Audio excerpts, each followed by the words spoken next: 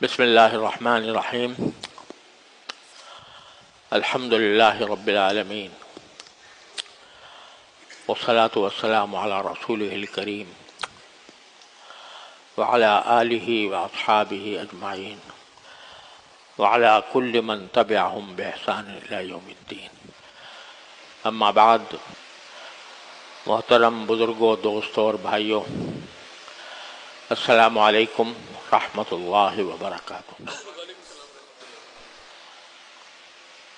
آج شعبان کے مہینے کا آخری جمعہ ہے اور ہو سکتا ہے کہ آخری دن بھی ہو، اور انشاءاللہ کل یا پرسوں رمضان المبارک کا مقدس مہینہ شروع ہو رہا ہے۔ یہ ہم سب کی بڑی سعادت ہے کہ اللہ تعالیٰ نے ہمیں اپنی زندگی میں رمضان کا مہینہ عطا فرمایا۔ یوں تو آدمی کو کسی بھی پل کا بھروسہ نہیں ہے، لیکن رسول کریم سرور دو عالم صلی اللہ علیہ وسلم سے یہ روایت منقول ہے کہ رجب کا چاند دیکھ کر آپ یہ دعا فرمایا کرتے تھے کہ اللہ ہمیں رمضان کے مہینے تک پہنچا دیجیے، یعنی ہماری عمر اتنی ہو جائے کہ ہم رمضان کے مہینے میں زندہ ہوں۔ ہم بھی یہ دعا کرتے ہیں کہ اللہ تعالیٰ واقعتاً ہمیں رمضان نصیب فرما دے۔ یہ مہینہ اللہ تبارک و تعالیٰ نے کچھ عجیب صفتوں کا مظہر بنایا ہے، اور یہ تو سب مسلمان جانتے ہیں کہ اس میں روزے فرض ہیں۔ حدیث میں رسول کریم صلی اللہ علیہ وسلم کا ارشاد منقول ہے کہ اللہ تبارک و تعالیٰ نے اس مہینے کے روزے فرض کیے ہیں، اور میں نے رات کے قیام کو یعنی تراویح کو سنت قرار دیا ہے۔ تو یہ تو ہر مسلمان جانتا ہے کہ رمضان کے مہینے میں یہ دو عبادتیں ہیں، دن میں روزے اور رات میں تراویح۔ لیکن اس کو یہ نہ سمجھنا چاہیے کہ بس یہ دو کام ہیں جو رمضان کے اندر کرنے ہیں اور دوسرے کسی کام کی سے چھٹی ہے۔ در حقیقت ایسا لگتا ہے قرآن و سنت کے ارشادات کو مد نظر رکھتے ہوئے کہ اللہ تبارک و تعالیٰ نے یہ مہینہ ہم لوگوں کے لیے خصوصی طور پر اس کام کے لیے مقرر فرمایا ہے کہ ہم سال کے 11 مہینے عام طور سے اپنی دنیاوی مصروفیات میں مشغول ہو کر گزارتے ہیں، تو اللہ تبارک و تعالیٰ کے ساتھ قرب کے جو کام ہیں یعنی عبادات، جس سے انسان کو اللہ تبارک و تعالیٰ کا قرب حاصل ہوتا ہے، اس سے بسا اوقات ہم دور جا پڑتے ہیں۔ صبح سے شام تک اپنی روزی کمانے کے سلسلے میں، اپنی ملازمتوں میں، اپنی تجارتوں میں لگے رہتے ہیں، اور اگر 5 وقت کی نماز بھی پڑھ لی تو بس 5 وقت کی نمازیں پڑھ لیں، خدا جانے جماعت سے پڑھیں یا بغیر جماعت کے پڑھیں۔ بغیر جماعت کی نماز جو ہے وہ ادھوری نماز ہے۔ تو پتہ نہیں کس طرح ہم نے اس 11 مہینے گزارے ہیں کہ اس میں اللہ تبارک و تعالیٰ کی طرف رجوع اور اس کا قرب حاصل کرنے کی فکر ہم پر دنیاوی مقاصد کے تحت مغلوب ہو گئی۔ تو جب 11 مہینے اس طرح گزارتا ہے بندہ، مسلمان بندہ، تو اللہ تبارک و تعالیٰ ایک مہینہ ہمیں ایک ایسا عطا فرما دیتے ہیں کہ تم بہت دور چلے گئے ہو، ہم نے تمہیں پیدا کیا تھا، وما خلقت الجن والانس الا لیعبدون۔ قرآن کریم میں ہم نے کہا تھا کہ ہم جنات اور انسانوں کو ایک ہی مقصد کے لیے پیدا کیا ہے کہ وہ میری عبادت کریں۔ اس کا تقاضا تو یہ تھا کہ سال کے 12 مہینے، مہینے کے 30 دن اور ہر دن کے 24 گھنٹے آدمی عبادت میں لگا رہتا، لیکن اللہ تعالیٰ نے چھوٹ دے دی کہ چلو اگر تم اپنے روزی کمانے کے لیے، اپنا پیٹ بھرنے کے لیے، اپنی اولاد کا پیٹ بھرنے کے لیے کوئی کارروائی کر رہے ہو، تجارت کر رہے ہو، ملازمت کر رہے ہو، تو ہماری طرف سے نہ صرف یہ کہ اجازت ہے، بلکہ اگر وہ بھی صحیح نیت سے کرو گے تو اس پر بھی ہم ثواب دے دیں گے۔ البتہ 5 نمازیں مقرر کر دیں کہ ان کو ذرا ڈھنگ سے ادا کر لیا کرو۔ یہ اللہ نے ہمیں چھوٹ دے دی۔ یہ چھوٹ جو دے دی، اس سے ہم نے ناجائز فائدہ اٹھاتے ہیں ہم، کہ بھائی ہمیں تجارت کی بھی اجازت ہے، تجارت کی بھی فضیلت ہے، اور ملازمت کی بھی اجازت ہے، اس کی بھی فضیلت ہے، وغیرہ وغیرہ۔ تو اب ہمارا دھیان اور توجہ ساری اسی طرف لگ گئی کہ ہماری دنیا کس طرح بہتر ہو جائے، ہمارا پیسے کتنے زیادہ سے زیادہ کس طرح آ جائے، میرا گھر کتنا اچھا بن جائے، میری سواری کتنی اچھی مل جائے، اور میں کیسی کیسی اچھی غذائیں اپنے گھر والوں کو فراہم کر سکوں۔ ساری دوڑ دھوپ کا محور، سوچ بچار کا محور وہ یہ بن گیا۔ جب یہ بن گیا تو اللہ تعالیٰ کے ساتھ تعلق میں کمی واقع ہو گئی۔ تو اللہ تعالیٰ نے اپنے فضل و کرم سے ہمیں کھینچ بلایا کہ کہاں بھاگے جا رہے ہو، آ جاؤ اپنے اصل کی طرف، اور اس مہینے میں اپنا ایمان تازہ کر لو اور ہم سے قریب ہو جاؤ، ہمارا قرب حاصل کر لو۔ تو وہ اس مہینے کو اللہ تبارک و تعالیٰ نے، حالانکہ مہینہ تو مہینہ ہے، اس میں بھی وہی دن ہیں، وہی راتیں ہیں، وہی سورج نکلتا ہے، وہی غروب ہوتا ہے، اور اسی طرح صبح ہوتی ہے اور شام ہوتی ہے اور رات ہوتی ہے اور دن ہوتی ہے جیسے عام دنوں میں ہوتے ہیں، لیکن کہہ دیا کہ یہ میرا ہے، یہ مہینہ میرا ہے، اور میرا ہونے کا مطلب یہ کہ اس میں تمہیں ہم کھینچ کر بلا رہے ہیں کہ کہاں بھٹکے جا رہے ہو، ادھر ادھر گھوم رہے ہو، واپس آ جاؤ اپنے اصل مقصود زندگی کی طرف، جو میں نے قرآن میں بیان کیا تھا کہ میں نے تمہیں پیدا ہی کیا تھا اس لیے کہ میری عبادت کرو۔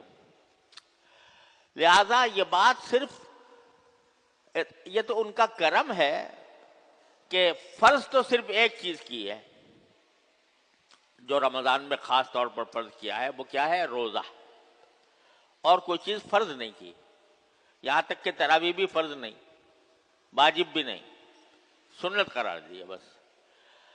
فرض تو اس لیے نہیں کیا کہ یہ کمزور مخلوق ہے، یہ کہا اگر ہمیں ہر چیز کو اس کے اوپر فریضہ عائد کر دیں گے، یہ سارے فرائض کو شاید ادا نہ کر سکے، لیکن ہم نے تمہارے لیے یہ کچھ سنتیں، کچھ نوافل، کچھ ایسی چیزیں تمہارے لیے رکھ دی ہیں کہ اس رمضان کے مہینے کو کوشش کرو کہ زیادہ سے زیادہ ہمارے ساتھ تعلق قائم کرنے میں وقت گزارو۔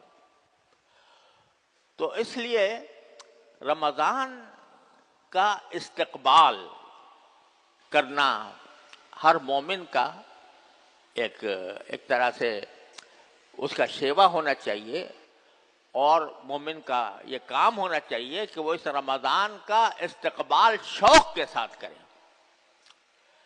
کیوں؟ اس لیے کہ میں باقی دور چلا گیا تھا، اللہ تعالیٰ سے دور چلا گیا تھا، اللہ تعالیٰ کی عبادتوں کی مجھے توفیق نہیں ہو رہی تھی صحیح طریقے سے۔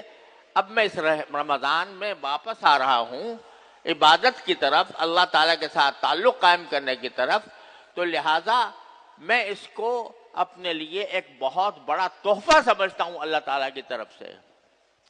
اللہ تعالیٰ نے یہ تحفہ عطا کیا ہے۔ تحفہ کیا عطا کیا ہے کہ حدیث میں رسول کریم صلی اللہ علیہ وسلم کا یہ ارشاد منقول ہے کہ اس زمانے میں رمضان کے اندر اگر کوئی نفلی عبادت بھی کرو گے تو وہ نفلی عبادت کا ثواب بھی فرض عبادت جیسا ملے گا۔ یہ ایک بات طے شدہ ہے کہ جو فرض ہوتی ہے نا عبادت اس کا ثواب زیادہ ہوتا ہے اور نفلی کا ثواب کم ہوتا ہے اس کے مقابلے میں. لیکن رمضان میں جو نفلی عبادت کی جائے تو اس کا ثواب فرض کے ثواب کے برابر ہے. اگر آپ نے 2 رکعتیں پڑھی نفل مثال کے طور پر تو ان 2 رکعتوں کا ثواب فرض 2 رکعتوں کے برابر ملے گا. اور جو فرض عبادت ادا کی اس کا ثواب 70 گنا پر زیادہ ملے گا. ایسا ہوگا جیسے کہ 70 فریضے آپ نے ادا کیے. مثلا 2 رکعتیں فجر کی پڑھی فرض تو وہ کیا ہوگا کہ ہر رکعت 70 رکعتوں کے برابر ہوگی. ایسا ہوگا جیسے 140 رکعتیں آپ نے پڑھ لی. یہ اللہ تبارک و تعالیٰ نے یہ اس میں انعام جو ہے کہیں سے کہیں بڑھا دیا. صدقہ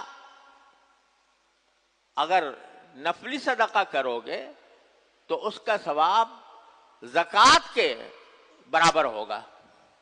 اور اگر زکوٰۃ ادا کرو گے تو 1 روپیہ اگر تم نے زکوٰۃ میں دیا تو وہ 70 روپے کے برابر ہوگا. 70 روپے کے زکوٰۃ ادا کرنے کے برابر ہوگا. تو 100 روپے اگر آپ نے زکوٰۃ کے ادا کیے تو 7,000 روپے زکوٰۃ میں دینے کے برابر ہوگا.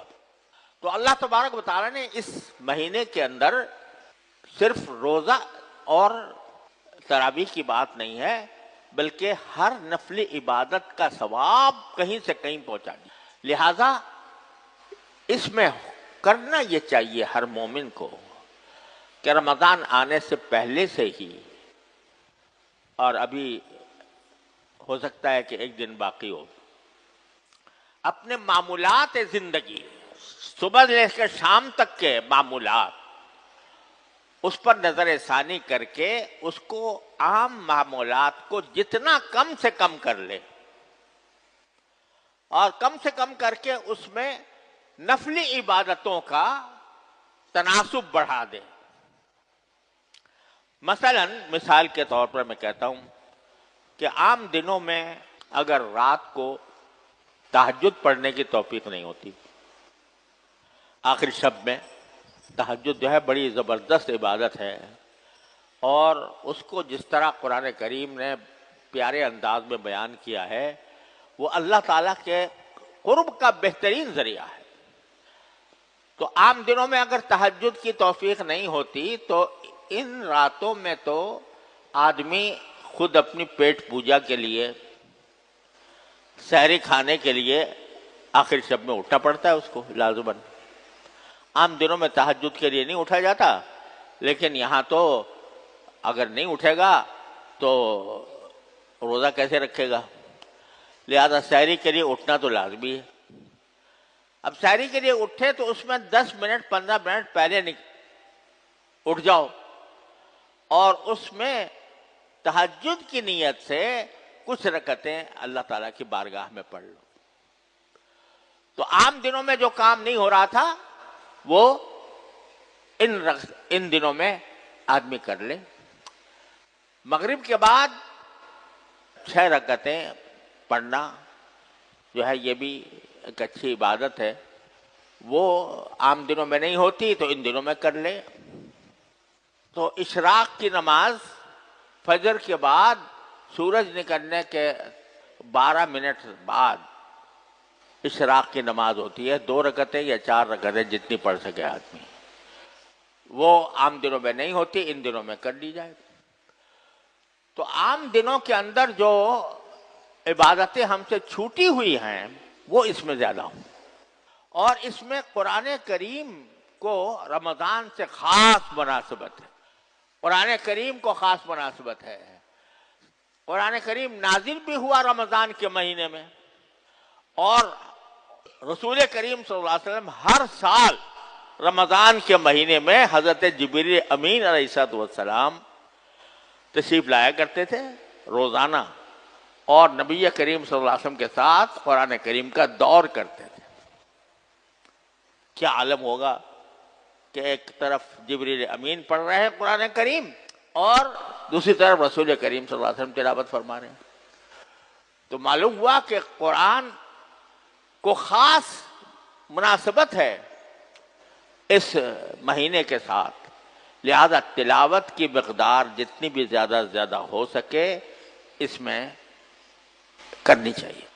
حضرت امام ابو حنیفہ رحمۃ اللہ علیہ سے منقول ہے کہ وہ رمضان کے مہینے میں ہر روز ایک قرآن ختم کیا کرتے تھے، ہر روز ایک قرآن.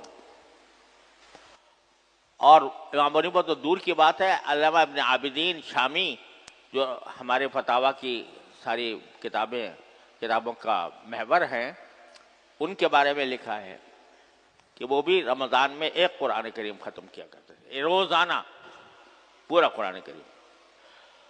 تو بھائی اتنا نہیں ہو سکتا تو جتنا زیادہ سے زیادہ ہو سکے قرآن کریم کی تلاوت برات خود مقصود ہے. ایک ایک حرف پر 10 نیکیاں ملتی ہیں. قرآن کریم کی تلاوت پر، ہر حرف کی تلاوت پر 10 نیکیاں ہیں. الف لام میم پڑھا تو 30 نیکیاں نام اعمال میں آ گئی. اور جیسے حدیث میں اس میں آیا ہے تو وہ ایسا ہے جیسے کہ فرض تلاوت کی جا رہی ہو، نماز کے اندر کی جا رہی ہو، اس کا ثواب ملے گا. لہذا اپنا زیادہ وقت، کوشش جتنی ہو سکے کہ اپنے دوسری مصروفیات کو کم کر کے زیادہ وقت گزارا جائے اللہ تبارک و تعالیٰ کے ذکر میں، اس کی تسبیح میں. سبحان اللہ والحمد للہ ولا الہ الا اللہ واللہ اکبر جو تیسرا کلمہ ہے، یہ چلتے پھرتے اٹھتے بیٹھتے زبان پر رہے تو ہر وہ عمل، ہر وہ ذکر جو بندے کو اللہ تعالیٰ سے قریب کرنے والا ہو اس کو آدمی اختیار کرے اور اس کے لیے اپنے وقت کو فارغ کرے، جتنا فارغ کر سکتا ہو فارغ کرے. یہ ہے استقبال رمضان. استقبال رمضان کی آج کل محفلیں منعقد ہونے لگی ہے، جلسے ہو رہے ہیں استقبال رمضان کے. ارے بھئی رمضان کوئی تمہارے سامنے چل کے اس طرح تو آ نہیں رہا کہ اس کے گلے میں ہاتھ ڈالو اور اس کا استقبال اس طرح کرو کہ اس کے گلے میں ہاتھ ڈال دیا جائے. استقبال یہ ہے کہ پہلے سے میں عزم کروں، ارادہ کروں اور اپنے دل میں یہ تہیہ کروں کہ یہ رمضان میں اللہ تعالیٰ کی عبادت میں گزاروں گا. پہلے سے یہ بات اپنے ذہنوں کو اس کے لیے تیار کرنا چاہیے. امام بہقی نے ایک حدیث روایت کی ہے کہ نبی کریم صلی اللہ علیہ وسلم نے شعبان کے آخری دن